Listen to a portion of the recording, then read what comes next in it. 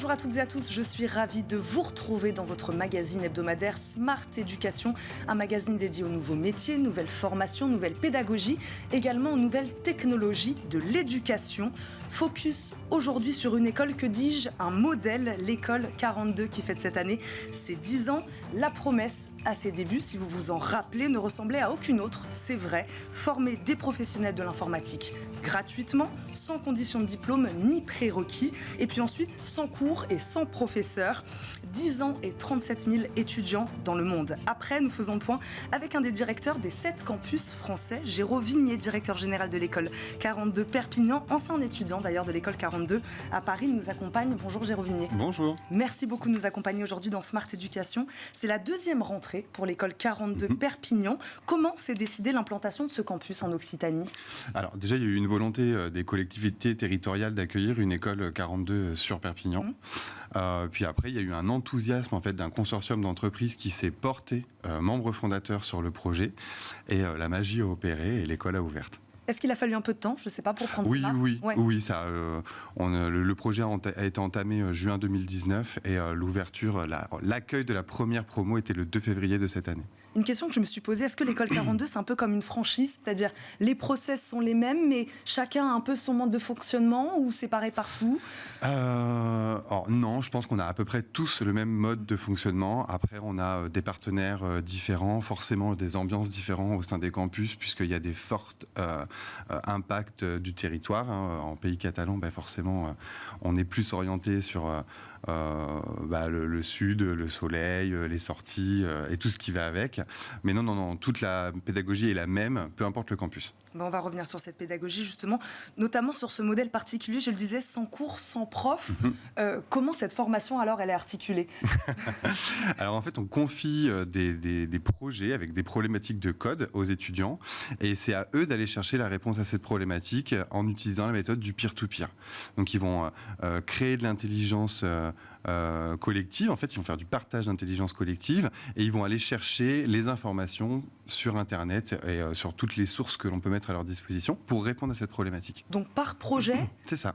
Combien de temps dure un projet, je ne sais pas, pour résoudre une problématique ? Ça dépend des projets. Il y a des petits projets qui vont mettre une semaine, et il y a des projets qui sont un peu plus longs sur lesquels ils vont travailler entre 1 mois et 1 mois et demi. Et combien de temps dure la formation en tout ? Alors en moyenne 3 ans, mais comme vous le savez à 42, il n'y a pas de temporalité, c'est-à-dire que c'est l'étudiant qui va adapter le cursus à sa tempo, en fait au temps qu'il a à dégager sur son cursus. D'accord.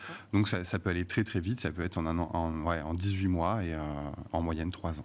On en a déjà parlé ici, mais est-ce que vous pouvez nous rappeler en quoi consiste cette fameuse épreuve dite de la piscine ? Ouais, c'est 4 semaines en fait d'immersion totale dans l'apprentissage de la programmation. Donc ça c'est dès le début, hein ? Dès le début, en fait, ils passent les jeux en ligne. Donc deux jeux de 2 heures et 4 minutes de logique algorithmique et de mémoire. Et s'ils réussissent ces jeux, on les invite à passer une piscine. Donc la piscine, c'est vraiment 4 semaines d'apprentissage. Il n'y a pas besoin de savoir coder en amont ou d'être fort en maths. C'est vraiment accessible à tout le monde. Et on va vraiment reprendre depuis les bases.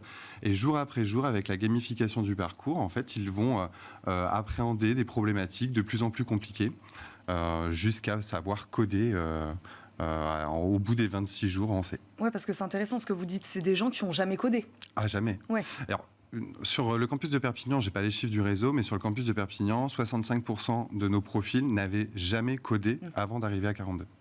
L'inscription, elle est également gratuite, c'est ce que je disais en préambule. Comment elle est financée alors ? Alors par des mécènes. On a un collectif de mécènes en fait qui soutiennent l'association de 42 Perpignan Occitanie, et par les pouvoirs publics. On est accompagné par la mairie de Perpignan, par Perpignan Méditerranée Métropole, qui est l'agglomération, et la région Occitanie. Combien d'étudiants vous accueillez ? Là, je disais deuxième rentrée, c'est combien d'étudiants ça ? Alors nous, on est à près de 300 étudiants sur les 2 rentrées, donc sur celle de février et sur celle qui vient d'arriver au mois d'octobre. J'ai vu que les étudiants aussi de l'école 42 Occitanie à Perpignan, ils étaient répartis en coalition. Ouais. C'est quoi ça ? Pourquoi ? Comment ça marche ? Ça fonctionne un peu comme les maisons dans Harry Potter. Donc on a 4 coalitions, la terre, l'eau, l'air et le feu.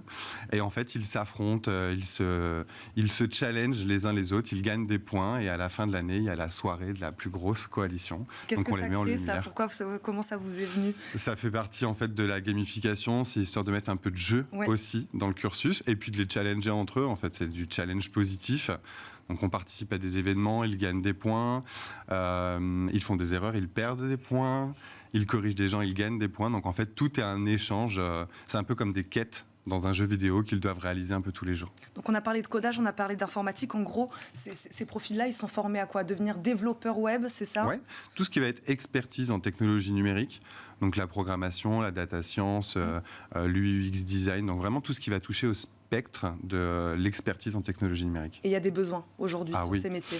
On regardait les chiffres là, juste avant l'émission, justement, on est en manque de 80 000 développeurs en France sur 2023. Quel est le profil type de ces étudiants, s'il y en a un, puisque la formation, vous le disiez, donc, est ouverte à tous, des gens qui n'avaient pas forcément codé au départ. Voilà, est-ce qu'il y a un profil type? Pas vraiment, et je pense qu'on va lutter un peu contre ça. On est vraiment ouvert à tous et à toutes, et il n'y a pas de profil qui ressemble à un autre profil, ça arrive de tout horizon, et c'est ce qui fait aussi la richesse de 42. Pour faire du partage d'intelligence collective, il faut forcément pas penser de la même façon, donc si on arrivait tous avec le même profil, ça n'aurait pas de sens. Donc c'est des gens qui viennent d'où Alors géographiquement, pour 42 Perpignan, c'est Occitanie, c'est majoritairement d'Occitanie, 70% de nos profils sont d'Occitanie. Et après, on a 19 nationalités différentes sur le campus. Donc ça vient vraiment around the world. On a de Tokyo, de Berlin, du Bénin. Enfin, ça vient vraiment partout. Et qu'est-ce que ça crée, cette diversité, en termes de pédagogie, d'apprentissage?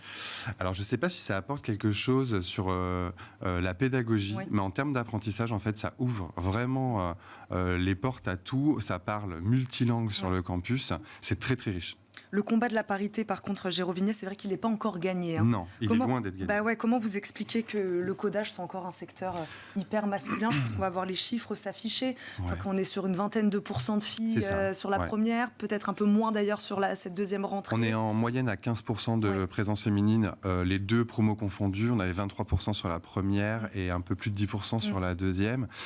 Je ne sais pas vraiment comment l'expliquer, parce qu'aujourd'hui, on met tout en place pour que les femmes se sentent à leur place, justement, au sein de la formation dans la tech, donc pas que sur 42, au sein de l'ensemble des formations. On a une association qui est vraiment chère à nos cœurs sur 42 Perpignan Occitanie, qui s'appelle les Proxy Girls, qui organise des rencontres en fait avec des femmes qui ont réussi à exercer le métier qu'elles voulaient avec des lycéennes et des collégiennes. On organise des piscines discovery, qui sont des découvertes du code sur 5 jours réservées aux femmes.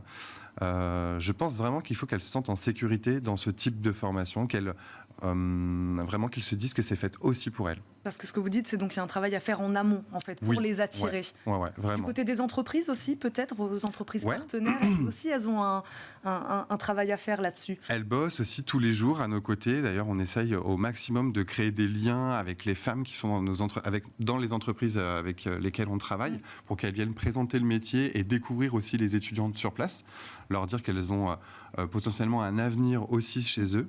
C'est un combat de tous les jours, mais il est loin, loin d'être gagné. Vous parliez donc d'un secteur de métier très en tension. Aujourd'hui, c'est quoi? On peut dire que 100% des étudiants qui sortent de l'école 42 trouvent du travail, c'est ça, à l'issue de cette formation? Bien sûr. Il y a 100% d'employabilité à la sortie de 42, même voire des fois avant la sortie de 42. Donc, faire comprendre à nos étudiants que malgré les salaires très attractifs, c'est important d'aller jusqu'à la fin de la formation pour ne pas être cantonné toute sa vie à faire uniquement le même spec technique dans une entreprise. Oui, on a plutôt l'effet inverse, on a du mal à les tenir et ils ont plutôt envie d'aller travailler plus vite. Ça leur arrive donc d'être débauchés même avant la fin de leur cursus par des entreprises avec lesquelles vous travaillez? Ou pas, avec des entreprises avec lesquelles on travaille, avec des entreprises qui viennent toquer à la porte de 42, qui sont en recherche forte en fait, de développeurs et qui ont besoin, même sur des petites compètes, des petits aspects, de développeurs au jour le jour. Vous parliez tout à l'heure au moment de cette implantation du campus en Occitanie, de la création de l'école 42 Perpignan. C'est vrai que le concept 42, c'est aussi être très proche des entreprises.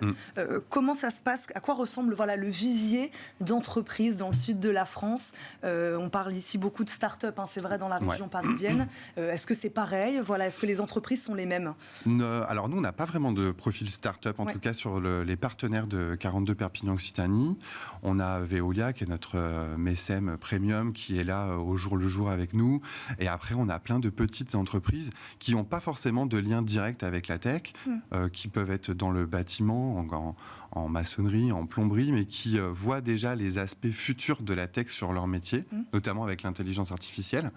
Donc c'est vraiment des profils d'entreprises totalement variés. Oui, parce que ces étudiants-là seront amenés à travailler. C'est pas que des entreprises de la tech aujourd'hui qui cherchent des développeurs. C'est ça. Il y a aussi des entreprises qui aujourd'hui n'ont pas forcément de lien fort avec la tech, ou en tout cas qui ne vendent pas de produits tech, mais qui demain vont utiliser la tech dans leurs outils au quotidien. Et donc elles auront des besoins sur ces métiers-là. Elles ont déjà des besoins. Elles ont déjà des besoins. Est-ce que, je sais qu'à Paris, ça marche aussi un peu comme ça. Il y a des entreprises qui sont sur le campus. Est-ce que vous êtes très proche aussi, ne serait-ce que localement, géographiquement, de ces entreprises? Oui, on en a certaines qui passent régulièrement. Je ne vais pas les citer toutes, parce qu'il y en a vraiment beaucoup. On a près de 180 entreprises partenaires sur 42 Perpignan Occitanie. Mais on a des entreprises qui ont des permanences, qui restent sur le campus, qui se nourrissent en fait aussi des étudiants, qui font du partage avec l'intégralité des étudiants qui sont sur place. On a créé un Human Labs aussi avec une entreprise qui s'appelle Profiléo, qui est spécialisée dans le e-commerce, qui est un petit peu partout d'ailleurs en France et à l'étranger, qui challenge les étudiants, qui leur confie en fait des projets de recherche et de développement, et qui sont sur le campus, je ne vais pas dire au minimum une fois par semaine, mais au moins 2 fois par mois pour chacune. Et vous, ça vous permet aussi d'être au plus proche au final des besoins des entreprises, c'est ça? Ça nous permet de prendre directement en fait leurs besoins au jour le jour, et d'être très efficient en fait. Quand ils ont un problème, on est là directement avec eux et on peut tout de suite réagir ou commencer à monter un projet avec l'entreprise. Jérôme Vignet, quels sont vos prochains objectifs pour l'école 42 Perpignan? Les prochains objectifs, justement, c'est d'attirer encore plus d'entreprises de renommée internationale sur Perpignan, qui vont venir au plus proche des étudiants, qui vont pouvoir aussi leur proposer du travail ou leur proposer des challenges de réflexion. Et puis la prochaine promo, en juillet 2024, où on commence déjà à recruter les étudiants. Donc il y en a combien par an? 2, c'est ça? 2 par an à peu près? Sur la première année, en fait, on a lancé 2 promos, puisqu'on a eu une très très très forte demande. Sur 2024, on ne va pas pouvoir pousser les murs, donc on ne fera pas de promo d'hiver. On va laisser tranquille nos étudiants qui viennent de rentrer, et on en fera une en juillet 2024 et août 2024. Jérôme Vignet, il y a une question que je pose un peu à tous mes invités cette année. En une phrase, vraiment, vous pouvez me dire ça en quelques mots. Quel est selon vous le modèle éducatif idéal? Celui de 42, où c'est vraiment l'étudiant qui va décider du temps qu'il va accorder à son cursus. On n'a pas tous les mêmes problématiques de vie, et c'est vrai que quand on nous impose d'être présent de telle heure, à tel endroit et apprendre telle notion, c'est pas forcément efficient. On n'est pas toujours prêt à entendre ou à absorber ce qu'on doit apprendre sur le moment.